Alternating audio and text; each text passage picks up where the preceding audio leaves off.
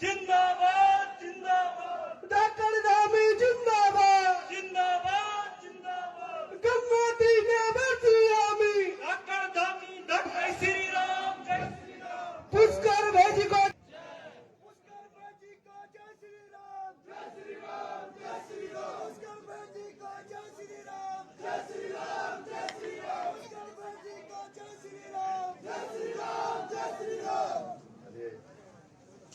हम लोग यहाँ पर आज मोदी जी को तीसरी बार देश का प्रधानमंत्री बनाने के लिए आए हैं ना।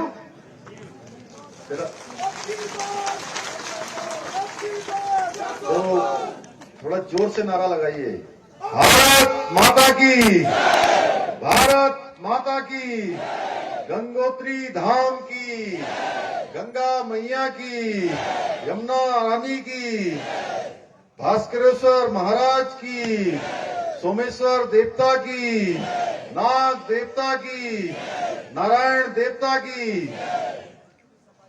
भटवाड़ी यहाँ से मां गंगा निकलकर पूरे देश को जल और जीवन देने का काम करती है।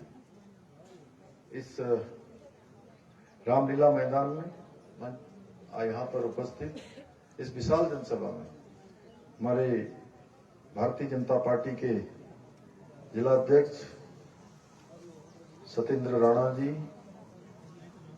गंगोत्री क्षेत्र के लोकप्रिय विधायक जिन्होंने अनेक अनेक काम इस क्षेत्र में आगे बढ़ाए हैं। अभी बहुत विस्तार से उन्होंने बताया, अगर समय होता तो मैं समझता हूं एक आध घंटा और बोलते रहते हो।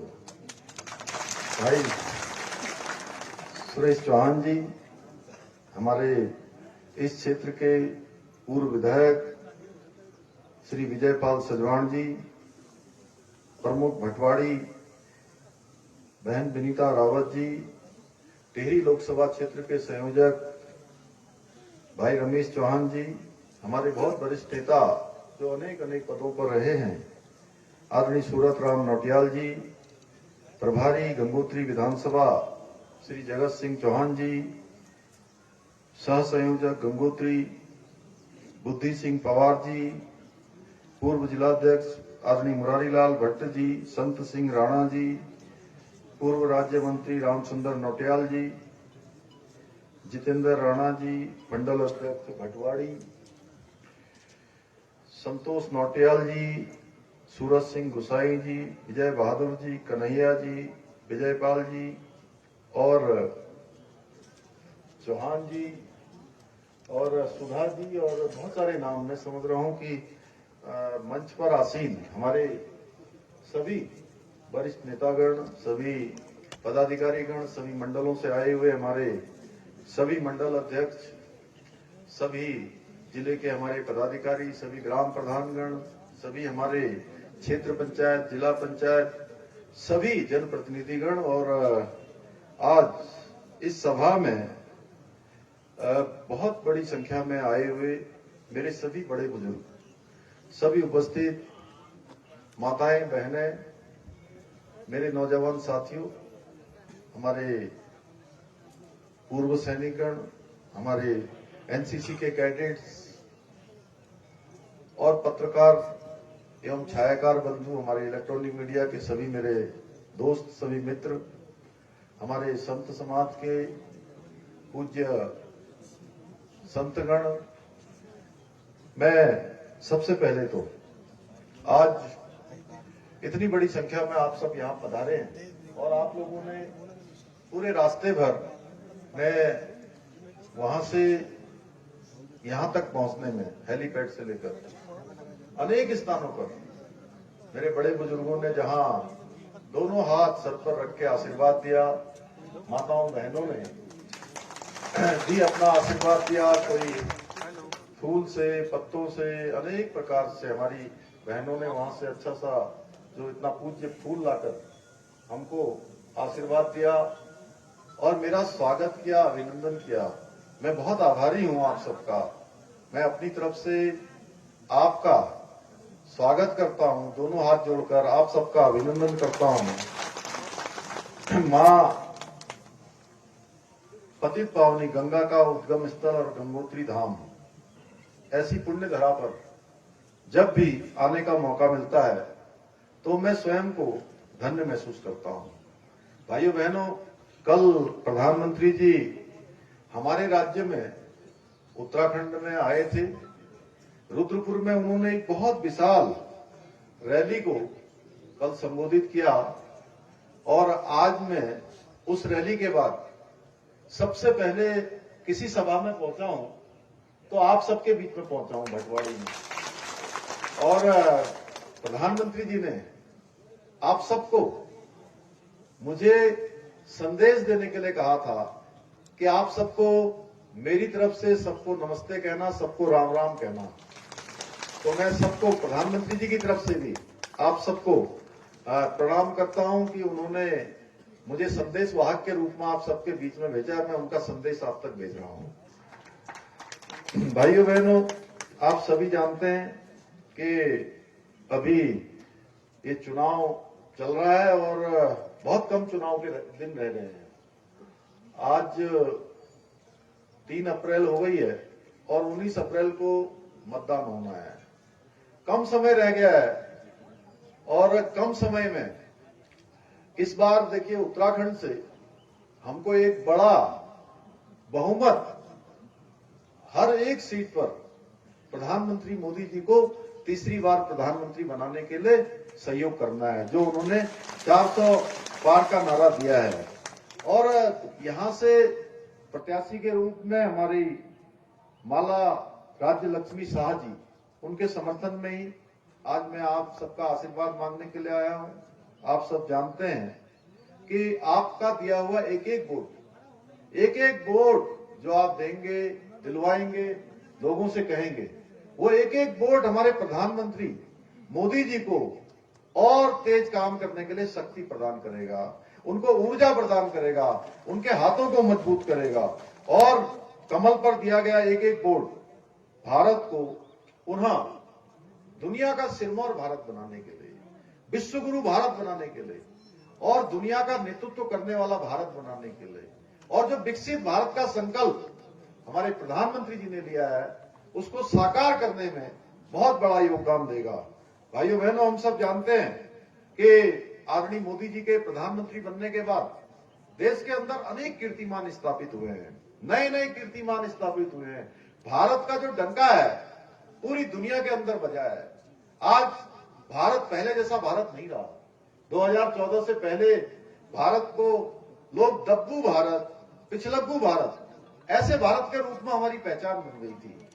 विश्व के मंचों पर जब कोई बात होती थी तो भारत अपने हितों की बात भी विश्व के मंचों पर नहीं कह पाता था।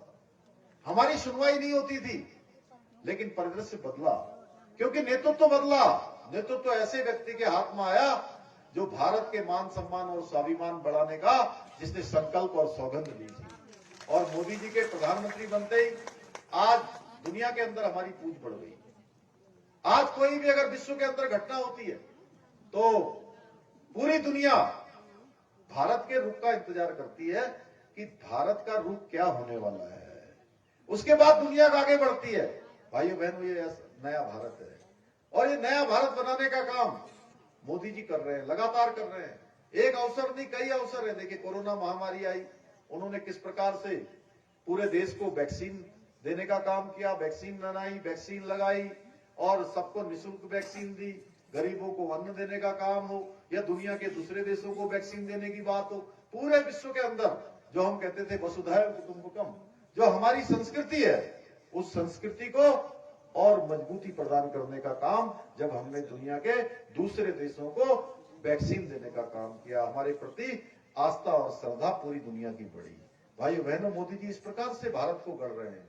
आज रूस यूक्रेन युद्ध का युद्ध हुआ, हम सब ने देखा कि हमारे बच्चे वहां फंस गए थे, जो पढ़ाई करने गए थे, कोई इंजीनियरिंग करने गया था, कोई अन्य कोई ट्रेनिंग लेने गया हुआ था, उनको वापस लाना था। हर जगह से बच्चे थे, यहां से भी थे, देहरादून से भी थे, पूरे हमारे उत्तराखंड के अंदर से बच्चे थे। मेरे पास भी बहुत सारे माता पिता आए, उन्होंने कहा हमारे बच्चे वहां यूक्रेन में फंस गए हैं, उनको कैसे निकाला जाएगा। कुछ भी हो, कुछ भी करिए, हम सब जानते हैं कि किसी भी माता पिता का बेटा हो या बेटी हो, अगर वो उसके घर से दूर होते हैं, और दूर तो क्या, जब ऐसा लगता है कि उनका जीवन आज सुरक्षा में नहीं है, तो उनके ऊपर क्या गुजरती है। हमने देखा भाइयों बहनों, उस समय मोदी जी ने पूरे देश के ऐसे माता पिता का दर्द समझा, उसको महसूस किया, और रूस और यूक्रेन दोनों के ही राष्ट्रपति को फोन किया, पुतिन को भी और वहां के राष्ट्रपति को भी, दोनों को जब फोन किया उन्होंने, तो उन्होंने युद्ध विराम कर दिया। भारत के सारे बच्चे निकलकर स्वदेश आ गए। उत्तराखंड के भी बड़ी संख्या में बच्चे थे भाई। ऐसे अनेक अवसर है भाइयों बहनों। अभी हमने देखा G20 भारत में हुआ और भारत ने उसकी अध्यक्षता करी। कितने सारे रिजोल्यूशन पास हो गए, यानी कि दुनिया वो कर रही है जो भारत चाहता है। भारत पूरी दुनिया का नेतृत्व करने वाला भारत बन गया है। पहले G20 होता था तो एक दो स्थानों पर हो जाता था, दिल्ली में हो जाता था, बंबई में हो जाता था, बेंगलोर में हो जाता था, या बड़े बड़े शहरों में होकर वापस चले जाया करते थे विदेशों के प्रतिनिधि। पहली बार हुआ कि दुनिया के प्रतिनिधि भारत के छोटे छोटे गांवों तक पहुंचे। हमारे यही नरेंद्र नगर में, ऋषिकेश में दो G20 की बैठकें हुई। पूरा उत्तराखंड लोगों ने देखा। हमारे वहां रामनगर में बैठक हुई, G20 का जो सम्मेलन हुआ, उसके कारण से जहां देश का सामर्थ्य और संस्कृति पूरी दुनिया ने देखी, वहीं हमारे उत्तराखंड की संस्कृति भी पूरे विश्व के अंदर गई। मैं आप सबकी तरफ से भी प्रधानमंत्री जी का धन्यवाद करना चाहता हूं कि उन्होंने हमारे छोटे राज्य में भी एक नहीं, दो नहीं, तीन G20 के सम्मेलन हमको आयोजित करने का मौका दिया। भाइयों बहनों, आज हर क्षेत्र में भारत तेजी से आगे बढ़ रहा है। आज प्रत्येक दिन 38 किलोमीटर सड़कें बन रही हैं। पहले कितनी धीमी गति से सड़कों का काम होता था, हमने देखा है। किस तरह से आज 4 धाम बन रहे हैं, किस तरह से ऑल वेदर रोडें बन रही है, भारतमाला श्रृंखला हो, चाहे वो एक कोने से दूसरे कोने को जोड़ने वाली बातें हो, सभी में हमने देखा है तेजी से काम हो रहा है।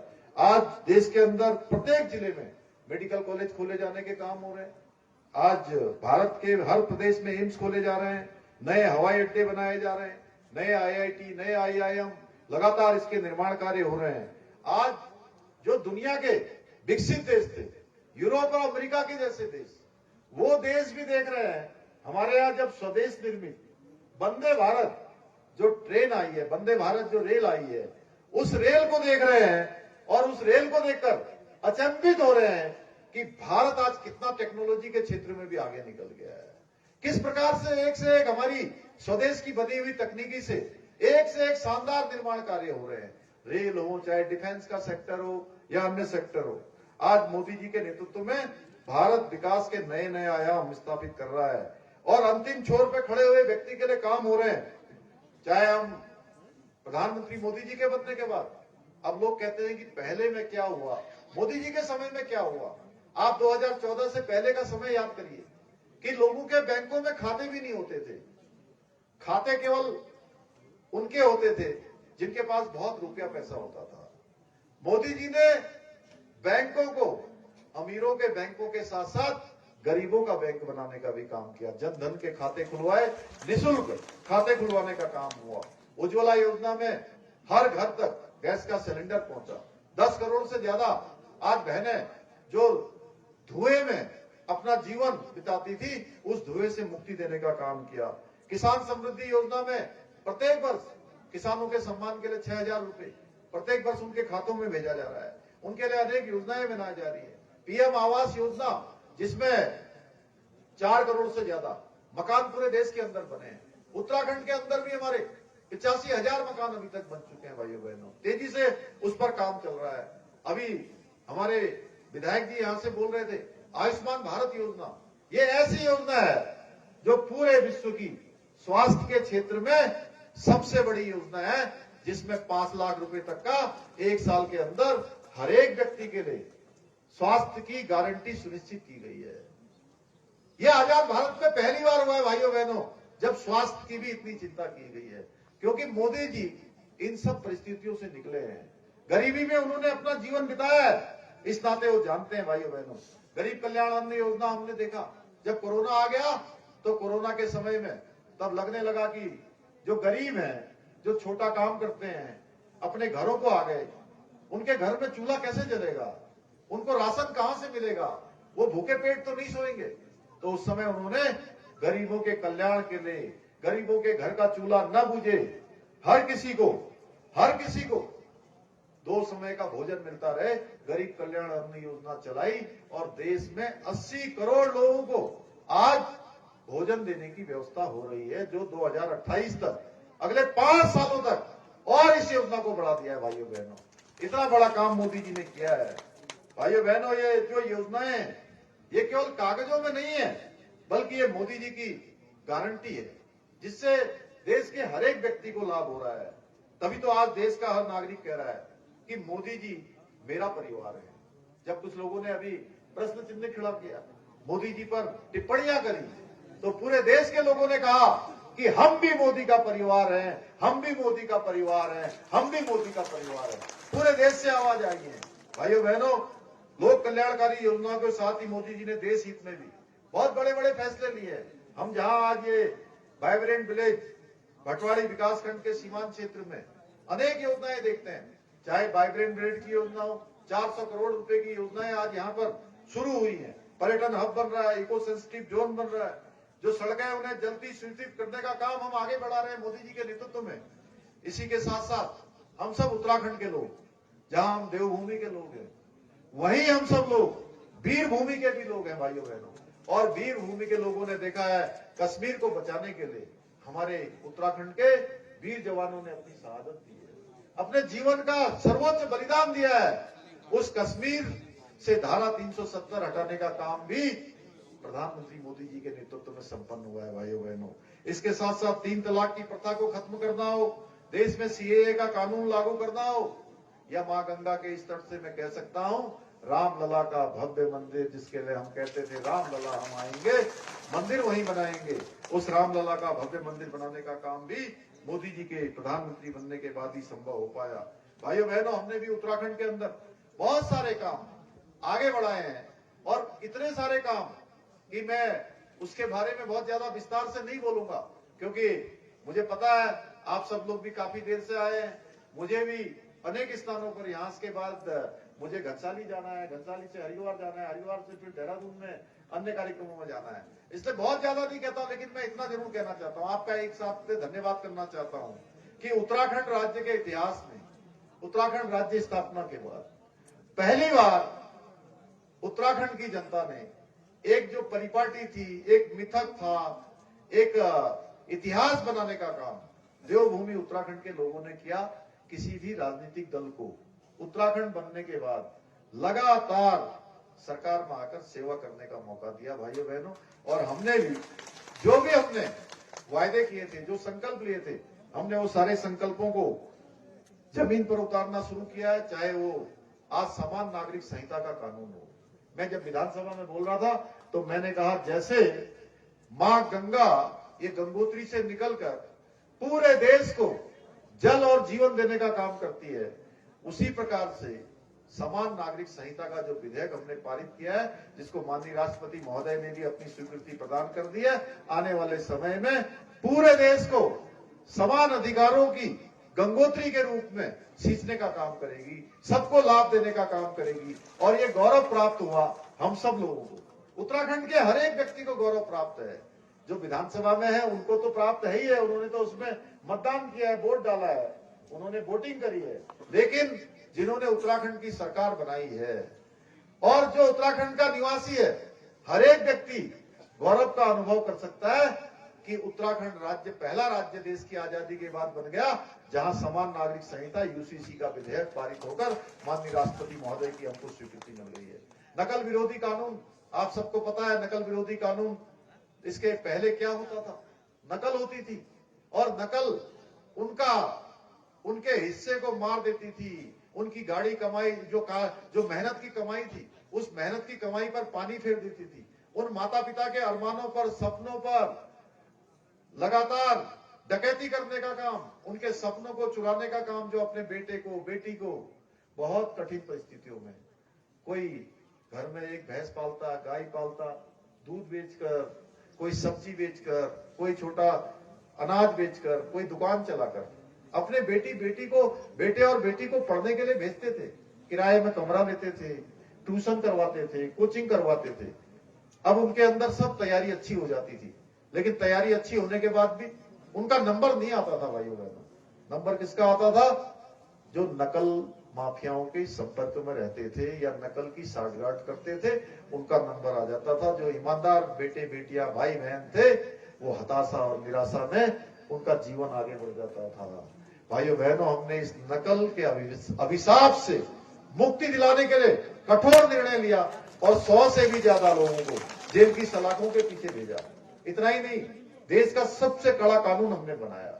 उसका परिणाम हुआ कि आज हजारों हजार की संख्या में हमारे नौजवान भाई बहनों को नियुक्ति मिली है, और नियुक्ति पारदर्शिता के आधार पर मिल रही है, ईमानदारी के आधार पर मिल रही है। जिसके अंदर योग्यता है, क्षमता है, प्रतिभा है, जिसने अच्छी तैयारी करी है, जिसके माँ बाप ने उसके लिए सपने देखे हैं, उसके सपने पूरे हो रहे हैं भाइयों बहनों, सपने पूरे हो रहे हैं। वो अपने नौकरी पर ज्वाइन हो रहे हैं। और इतना ही नहीं, अब एक नौकरी के साथ साथ एक नौकरी मिल रही है, दूसरी भी मिल जा रही है, तीसरी भी मिल रही है, चौथी भी मिल रही है, और कुछ एक तो ऐसे हैं जिनका 5-5 नौकरियों में एक साथ चयन का नंबर आया है भाइयों बहनों, ये नकल का अध्यादेश लागू होने के बाद। और बहुत सारे माता पिता मिले जिन्होंने कहा कि आपकी सरकार ये जब अध्यादेश लेकर आई, हमारे बच्चों का जीवन बदल गया। अब बच्चों के साथ साथ हमारे भी अरमान पूरे हो गए। भाइयों बहनों, माँ गंगा के तट पर कह सकता हूँ, इस धाम पर कह सकता हूँ कि लगता है कि जब जब आप सब लोगों ने मौका दिया और जब ऐसे माता पिता मिलते हैं और जब सरकार का धन्यवाद करते हैं, लगता है कि एक काम किया। निश्चित रूप से हम भी अपने आप को थोड़ा बहुत संतोष महसूस करते हैं कि एक अच्छा काम आपके आशीर्वाद से हुआ है। धर्मांतरण प्रदेश के अंदर नहीं होना चाहिए। धर्मांतरण रोकने के लिए हमने 10 साल तक की सजा का प्रावधान कर दिया, क्योंकि देवभूमि है, देवभूमि में इस प्रकार का काम नहीं होना चाहिए। पूरी दुनिया हमको देखती है, हम कहीं भी जाएं तो हमारे को देखते ही जब हम बताएंगे कि उत्तराखंड से आए हैं, देवभूमि से आए हैं, तो लोगों का भाव बदल जाता है, हमको देखने की दृष्टि बदल जाती है। इसलिए किसी भी कीमत पर यहाँ का मूल स्वरूप खराब नहीं होना चाहिए। इसलिए धर्मांतरण हो, लैंड जिहाद हो, इसके खिलाफ हमने कठोर कार्रवाई करी है भाइयों बहनों। आज कई हजारों एकड़ जमीन आज हमने अतिक्रमण से मुक्त कराई है। और दंगा निरोधी कानून आपने देखा पिछले दिनों के हल्द्वानी में कुछ लोगों ने दंगा करने का काम किया, आगजनी करने का काम किया, तोड़फोड़ करने का काम किया। उत्तराखंड राज्य में इनकी कोई जरूरत नहीं है, कभी हम इसको स्वीकार नहीं कर सकते। इसलिए आप कोई भी दंगा करेगा, कोई आगजनी करेगा, तोड़फोड़ करेगा, उसके एक एक पाई की भरपाई उसी दंगाई से की जाएगी भाइयों बहनों। ये हमने इसलिए किया है कि भविष्य में कभी भी कोई भी आप इस प्रकार के कृत्य को पुनरावृत्ति न कर सके। किसी की हिम्मत नहीं होनी चाहिए कि देवभूमि में कोई आगजनी करे, तोड़फोड़ करे, उपद्रव करे, क्योंकि हम तो शांत प्रदेश में रहते हैं। हमारी एक छवि अलग है, पूरी दुनिया हमको देखती है कि यहाँ भाईचारे से रहते हैं लोग, अपने काम में रहते हैं। यहाँ के लोग राष्ट्रवादी हैं, देश की सीमाओं में, देश की सुरक्षा में अपना योगदान देते हैं। पूरे देश दुनिया के लोग हमारे 4 धाम से लेकर आदि कैलाश तक के दर्शन के लिए आते हैं। देवभूमि में आस्था है, यहाँ उपद्रव का कोई स्थान नहीं है। हमारी मातृशक्ति का बहुत बड़ा योगदान है भाइयों बहनों। चाहे राज्य को चलाने की बात हो या राज्य को बनाने की बात हो, उसमें अगर किसी ने सबसे बड़ा योगदान दिया है तो मेरी माताओं बहनों ने दिया है, हमारी मातृशक्ति ने दिया है। इसलिए हमने सरकारी नौकरियों में 30% का आरक्षण सुनिश्चित किया और विधेयक लाकर हमने, मुझे अच्छा लगा कि हमने अपनी मातृशक्ति को जहां आरक्षण दिया है, वहीं आज मैं देखता हूं कि हमारी जो बहनें हैं वो स्वयं सहायता समूह चला रही हैं, बहुत सारे स्थानीय उत्पाद बना रही हैं। और स्थानीय उत्पाद इतने अच्छे अच्छे हैं कि अभी मातृशक्ति का जब हमने उत्सव किया, चेली बुआरी का उत्सव किया है, दीदी भूली का उत्सव किया, जगह जगह पर हम गए मातृशक्ति के उत्सव में, मैंने देखा एक से एक अच्छे उत्पाद बनाए हैं। घरों में छोटे छोटे स्थानों पर कोई बुनाई का है, सिलाई का है, कुछ खाने के सामान है, कुछ अन्य खिलौने हैं, वो इतने अच्छे हैं कि कई बार लगता है कि ये बड़ी बड़ी जो बहुराष्ट्रीय कंपनियां हैं, उन बहुराष्ट्रीय कंपनियों को भी फेल करने का कौशल फेल करने की बुद्धि, फेल करने का जो एक हुनर है, वो हमारी बहनों के अंदर है। वो तेजी से आगे बढ़ना चाहती हैं। सरकार ने भी अनेक योजनाएं शुरू की हैं। आज हमने चाहे महालक्ष्मी किट योजना शुरू करी है, लखपति दीदी योजना शुरू करी है, स्वयं सहायता समूह को आगे बढ़ाने के लिए शुरू किया है, होम स्टे का हम प्रोत्साहन कर रहे हैं। भाइयों बहनों, ऐसे अनेक काम कर रहे हैं, बहुत सारी योजनाएं हैं। वृद्धावस्था पेंशन हमने, आपको पता है पहले परिवार में वृद्धावस्था पेंशन केवल एक दंपत्ति को मिलती थी अगर 2 बुजुर्ग होते थे। हमने तय किया, घर में कई बार आपस में झगड़ा होने लगा कि अब 2 बुजुर्ग होते थे और पेंशन एक को मिलती थी। हमने कहा भाइयों बहनों कि हम किसी भी कीमत पर इनको अब आपस में दोनों को झगड़ा नहीं होने देंगे, दोनों प्रेम पूर्वक रहेंगे, आपस में मिलकर रहेंगे और दोनों को पेंशन लगाई। दोनों की पेंशन की व्यवस्था हमने करी है। इसके साथ साथ आयुष्मान योजना में हमने आज 55 लाख लोगों के यहाँ पर हमने कार्ड बना दिए हैं राज्य के अंदर। इसके अलावा हमारी बहनों के लिए हमने चुनाव में कहा था कि हम 30 गैस के सिलेंडर हर साल गरीब परिवारों को मुफ्त में भरकर देने की योजना लाएंगे। मुझे आपको बताते हुए खुशी हो रही है कि 1,82,000 परिवारों को 2 साल से इस योजना का लाभ मिल रहा है। 3-3 सिलेंडर मुफ्त में उनके घरों को तक पहुंचाया जा रहा है।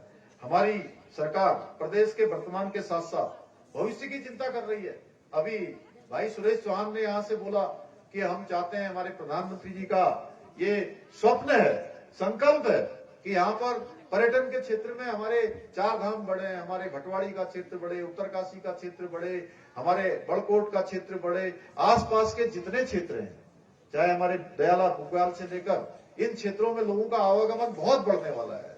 आने वाले समय में इतना बढ़ने वाला है, उसके लिए हमने जो हेलीकॉप्टर का एविएशन टर्बो फ्यूल बोलते हैं, जो इसका तेल होता है जिससे हेलीकॉप्टर चलता है, उसमें 20% का वेट लगता है, हमने घटाकर उसको 2% कर दिया, जिससे कि राज्य के अंदर हवाई सेवाएं आसान हो जाए, सुरक्षित हो जाए, लोगों को एक कोने से दूसरे कोने तक जाने के लिए किसी परेशानी का सामना न करना पड़े। इसी प्रकार से मैंने इनसे सुरेश चौहान जी से कहा, मैंने कहा कि सुरेश जी, यहाँ पर जहां भी हमारे इन क्षेत्रों में गंगोत्री के आसपास अन्य क्षेत्रों में जहां भी हेलीपैड बन सकते हैं, आप मुझे प्रस्ताव दीजिए। मेरी प्राथमिकता है कि मैं सब स्थानों पर हेलीपैड बनाना चाहता हूं, क्योंकि लोगों को हम आसानी से करना चाहते हैं। हमारा जो चिन्याली सड़क का हवाई पट्टी है, उस हवाई पट्टी को डेवलप करने के लिए मैं लगातार बात कर रहा हूं कि लगातार मेरी चिंता है कि आने वाले समय में ये जो हवाई पट्टी हमारी नियमित रूप से हवाई सेवाओं को लोगों को देने का काम करेगी। इसके साथ साथ हमने प्रदेश को इंफ्रास्ट्रक्चर के रूप में विशेष रूप से मजबूत किया है। सड़क, पुल, अस्पताल, इसका हम निर्माण कर रहे हैं। जल विद्युत एवं पर्यटन से जुड़ी परियोजनाएं, इन पर भी हम तेजी से काम कर रहे हैं। इसी क्षेत्र में पॉलिटेक्निक कॉलेज में लगभग 15 करोड़ की कीमत से ये भवन का कार्य लगभग पूरा हो गया है। हमारे यही गंगोत्री क्षेत्र में, यहाँ मोरी में विद्यालय की स्थापना की जा रही है, महाविद्यालय की गंगोत्री के मोरी में। और इसी क्षेत्रों में सड़कों के बारे में अभी इन्होंने बताया आपके भटवाड़ी तहसील के लिए नए भवन की जो वित्तीय स्वीकृति है वो दे दी गई है। गंगोत्री में 5G का नेटवर्क सुविधा भी शुरू हो गई है। वहीं मोदी जी के गंगोत्री के मोदी जी ने जो वाइब्रेंट विलेज की योजना चलाई है, जादौन गांव को भी इसमें शामिल किया गया है और बड़े स्तर पर इस पर निर्माण कार्य आगे होंगे। भाइयों बहनों, अब देश के अंदर देखिए कई प्रकार की बातें हो रही है। एक तरफ मोदी जी आज देश को आगे ले जाने के लिए रात दिन काम कर रहे हैं, वहीं जो विपक्ष के लोग हैं, जो सिर्फ और सिर्फ जिनका काम था भ्रष्टाचार करना, परिवारवाद को बढ़ावा देना, और मोदी जी कहते हैं कि भ्रष्टाचार मिटाओ और ये लोग कहते हैं मोदी जी को मिटाओ और एक परिवार को बचाओ, हमारे परिवारों की रक्षा करो। भाइयों बहनों, बताइए आप कि मोदी जी सही कह रहे हैं ना कि भ्रष्टाचार मिटना चाहिए, देश से मिटना चाहिए कि नहीं मिटना चाहिए? तो मोदी जी इस पर मोदी जी कहते हैं कि भी तुष्टीकरण नहीं होना चाहिए, सबके साथ समानता का व्यवहार होना चाहिए। ये कहते हैं कि वोटों के लिए तुष्टीकरण होना चाहिए। आपने देखा बनभूलपुरा क्षेत्र में किस प्रकार से हुआ। उत्तराखंड में ये आप देखिए कि जहां हमने मातृशक्ति का सम्मान किया, हमारे नेतृत्व में एक महिला को चुनाव में उतारा, वहीं कांग्रेस पार्टी ने एक भी किसी महिला को चुनाव में नहीं उतारा। भाइयों बहनों, इससे पता चलता है कि कांग्रेस न सिर्फ व्यक्तिवाद को बढ़ावा देती है, बल्कि ये पार्टी महिलाओं का सम्मान भी नहीं करती है, महिलाओं को आगे बढ़ाने पर भी इनका विश्वास नहीं है। उत्तराखंड से प्रधानमंत्री मोदी जी का जो लगाव है वो किसी से छुपा हुआ नहीं है। इसी का नतीजा है पिछले 10 सालों में हमारे यहाँ उत्तराखंड में 2 लाख करोड़ से भी ज्यादा की योजनाएं स्वीकृत हुई हैं। हमने भी उनके मार्गदर्शन में, मोदी जी के नेतृत्व में, मार्गदर्शन में उत्तराखंड को पूरे हिंदुस्तान का सबसे अच्छा राज्य बनाने के लिए एक संकल्प लिया हुआ है। और वो संकल्प केवल मेरा नहीं है। जब मैं कहता हूं कि उत्तराखंड को हिंदुस्तान का हम श्रेष्ठ राज्य बनाएंगे, ये हमारा संकल्प है और संकल्प विकल्प रहित है। ये संकल्प मेरा अकेले का नहीं है, ये संकल्प हमारे उत्तराखंड के 1,25,00,000 लोगों का है। उसका ध्वजवाहक मुझे बनाया है, मुझे जिम्मेदारी आप सब लोगों ने दे रखी है, इसलिए मैं ये बात बोलता हूं। और ये संकल्प हमारा तभी पूरा होगा जब हम सारे उत्तराखंड के रहने वाले लोग एक कोने से दूसरे कोने के, नीति से माड़ा से लेकर धारचूला और पिथौरागढ़ से लेकर उत्तरकाशी तक के लोग, चमोली और बागेश्वर से लेकर हमारे सभी जनपदों के लोग एक साथ कदम ताल करेंगे, गंतव्य तक एक साथ चलेंगे, तो हमारी ये यात्रा है वो अपने गंतव्य तक पहुंचेगी, हमको हमारा लक्ष्य प्राप्त होगा भाइयों बहनों। और आने वाले समय में उत्तराखंड हिंदुस्तान का श्रेष्ठ राज्य बनेगा। मैं आज प्रधानमंत्री जी का धन्यवाद भी करना चाहता हूं कि वो हर कदम पर उत्तराखंड का साथ दे रहे हैं। उत्तराखंड के लिए जो भी योजनाएं हम उनको कहते हैं, उन सभी योजनाओं को वो हमको स्वीकृति प्रदान कर रहे हैं। हमको किसी चीज की कभी कमी नहीं होने दे रहे हैं। उसी का कारण है आप अखबारों में पढ़ते होंगे, आज ये योजना स्वीकृत हो गई, आज इस योजना के लिए पैसा आ गया, आज हमारे वाइब्रेंट विलेज के लिए आ गया, आज हमारे यमुनोत्री के लिए आ गया, गंगोत्री के लिए आ गया, केदारनाथ बद्रीनाथ के लिए आ गया, गुंजी में मास्टर प्लान बन गया, आज इस शहर के लिए पैसा आ गया, भायास्थापित योजनाओं की स्वीकृति मिल गई है। तो भाइयों बहनों, हमें भी अब हमारी बारी है कि आगामी 19 अप्रैल को मोदी जी को तीसरी बार प्रधानमंत्री बनाने के लिए हमको बड़ी संख्या में, देखिए जीते तो मोदी जी 2014 में भी, 2019 में भी आप ही के वोट से प्रधानमंत्री बने। और आपके वोट की ताकत है कि देश कितना बदल गया, दुनिया के अंदर हमारा कितना मान सम्मान बढ़ गया। अब हमारी बारी है कि मोदी जी ने कहा है तीसरी बार जब वो प्रधानमंत्री बनेंगे और बड़े निर्णय वो लेने वाले हैं। भारत उनके तीसरे टर्म में तीसरी दुनिया की सबसे बड़ी आर्थिक शक्ति बनने वाला है। आप जानते हैं तीसरी बड़ी आर्थिक शक्ति जब भारत बनेगा तो क्या होगा, हमारे यहाँ पर और ज्यादा तेजी से हमारा इंफ्रास्ट्रक्चर बढ़ेगा, अच्छे स्कूल होंगे, अच्छी सड़कें होंगी, अच्छे हमारे पर्यटक स्थल होंगे, हमारे नौजवान युवा भाई बहनों को रोजगार मिलेंगे। और जो सोलर ट्रूप की योजना वो लाए हैं, सौर ऊर्जा की योजना जो लेकर आए हैं, उस योजना को हम लोग सब लोग आत्मसात करेंगे तो आने वाले समय में हमको बिजली का बिल भी नहीं देना पड़ेगा, बिजली भी हमारे घर में स्वतः ही पैदा हो जाएगी भाइयों बहनों। तो एक से एक अच्छा काम आज हो रहा है। और मुझे बड़ा अच्छा लगा कि जब रास्ते में सीमांत ब्लॉक और मां गंगा के मायके में जो रहने वाली हमारी बहनें हैं, उन्होंने मुझे बहजी कहकर संबोधित किया और सेल्फी भी लिया। मैं सच बताऊं तो मैं बहुत भावुक हो गया उनको देखकर। मैं उन बहनों का मैं धन्यवाद करना चाहता हूं और आप सबसे यही निवेदन करते हुए कि 19 अप्रैल को हम सब लोगों को माननीय प्रधानमंत्री मोदी जी के समर्थन में यहाँ से जो हमारी कैंडिडेट है माला लक्ष्मी राज शाह जी, उनको भारी मतों से यहाँ से जिताकर भेजना है। पहले मतदान करना है, उसके बाद जलपान करना है भाइयों बहनों। और प्रातः काल से ही सबको कहना है कि ये लोकतंत्र का उत्सव है। जैसे हम कोई शुभ काम करते हैं तो शुभ काम करने से पहले हम ना व्रत भी रख लेते हैं। तो एक दिन अगर वोट डालने तक हम लोग व्रत कर लेंगे तो ये महासंकल्प और ये महा जो दान है, वोट का जो दान है, वो बहुत बड़ा हमारे लिए फलदायी होगा, बहुत अच्छा निर्णय करने वाला होगा। मैं आप सबसे यही अनुरोध करते हुए कि पहले मतदान फिर जलपान, पहले मतदान, क्या कहीं जरा मेरे साथ दोहराइए, पहले मतदान। तो मैं कहूंगा अब की बार आप कहेंगे 400 पार, अब की बार फिर एक बार।